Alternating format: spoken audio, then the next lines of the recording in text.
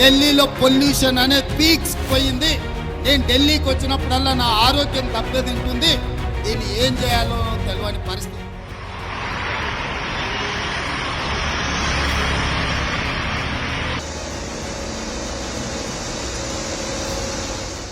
దేశ రాజధాని ఢిల్లీ పూర్తిగా కాలుష్యమయం అయిపోయిందని, దానికి భయపడి కేంద్ర మంత్రి నితిన్ గడ్కరీ కూడా ఢిల్లీ రానని చెప్పేశారని, నొప్పి మాయం, సర్జరీ దూరం, మోకాలు మరియు నడుము నొప్పులను ఇకపై భరించాల్సిన అవసరం లేదు. ఆపరేషన్ లేకుండా అత్యాధునిక చికిత్స. Indo British advanced pain clinic. సంప్రదించండి 9807556789. తెలంగాణ ముఖ్యమంత్రి రేవంత్ రెడ్డి గుర్తు చేశారు.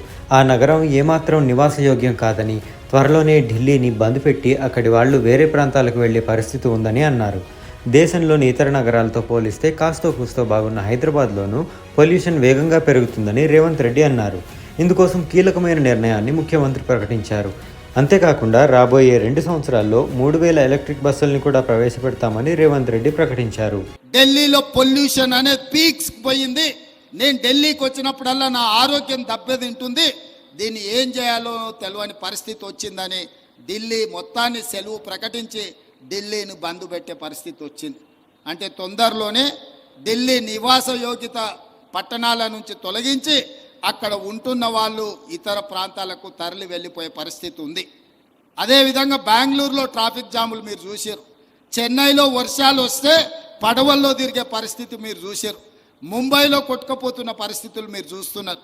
కలకత్తా గురించి నేను చెప్పాల్సిన అవసరమే లేదు. ప్రపంచంలో చెత్త నగరం కింద పోటీ పడితే కలకత్తా ఫస్ట్ వచ్చేటట్టు ఉన్నది. ఈ మహానగరాలల్లో 6 నగరాలు ఉంటే ఢిల్లీ, ముంబై, చెన్నై, కలకత్తా, బెంగళూరు, హైదరాబాద్ మన ఒక్కరమే కాస్తో కూస్తో బాగున్నాం. ఈ బాగున్న నగరం వేగంగా కాలుష్యం వైపు ప్రయాణం చేస్తుంది.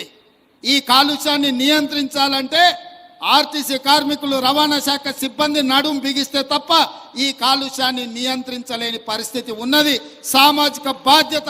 ఆటో డ్రైవర్లు నడుపుతున్న డీజిల్ ఆటోలను కూడా ఓఆర్ఆర్ అవతలకు పంపాల్సిన అవసరం ఉందని రేవంత్ రెడ్డి అన్నారు. వారు ఈ ఆటోలు కొనేటట్లుగా ప్రోత్సాహకాలు ఇచ్చేలా రవాణా శాఖ అధికారులు ప్రణాళికలు రూపొందించాలని రేవంత్ రెడ్డి సూచించారు. ఆటోలోళ్ళు పాపం గిట్టుబాటు ధర లేక డీజిల్ బదులు కిరోసిన్ పోసి నడుపుతున్నారు. పట్టుకుంటే ఒక బాధ, పట్టుకోకపోతే ఇంకో బాధ. ఫైన్ వేస్తే బాధ, ఫైన్ వేయకపోతే ఇంకొక బాధ. వేస్తేనేమో సంఘాలు వస్తే, వేయకపోతేనో అధికారులు మిమ్మల్ని తిడతారు. రవాణా శాఖకే ఉంది.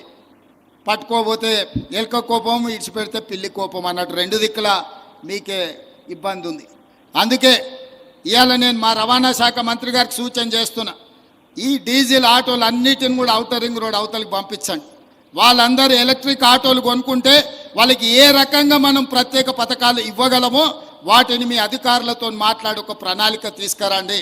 ప్రతి పేదవాడు ఎలక్ట్రిక్ ఆటో కొని హైదరాబాదు నగరంలో నడుపుకుంటే వాళ్ళని ఏ విధంగా ఆదుకోవాలనో ఒక ప్రత్యేకమైన పథకం తీసుకురండి. ఈ నగరంలో తిరుగుతున్న డీజిల్ ఆధారిత ఆటోలన్నిటిని కూడా నగరం బయటికి పంపించడం ద్వారా ఈ నగరాన్ని కాలుష్య రహిత నగరంగా తీర్చిదిద్దాలి. ఇవే కాదు, చెరువులు, కుంటలు, నాలాలు ఆక్రమించుకున్నారు. ఇవాళ ఆక్రమించుకోవడంతో ఆ చెరువులలో ఉండాల్సిన నీళ్లు, తగ్గాల్సిన కాలుష్యం రోడ్ల మీదకి వస్తుంది. రోడ్ల మీద నుంచి మన ఇండ్లకు వస్తుంది. ఇండ్లకు వచ్చిన కాలుష్యం మనం పీల్చుకుంటే గుండెలకు పోతుంది. దాంతో క్యాన్సర్ వస్తుంది, విపరీతమైన రోగాలు వస్తున్నాయి. మనకు మనమే విధించుకున్న మరణ శిక్ష ఇది.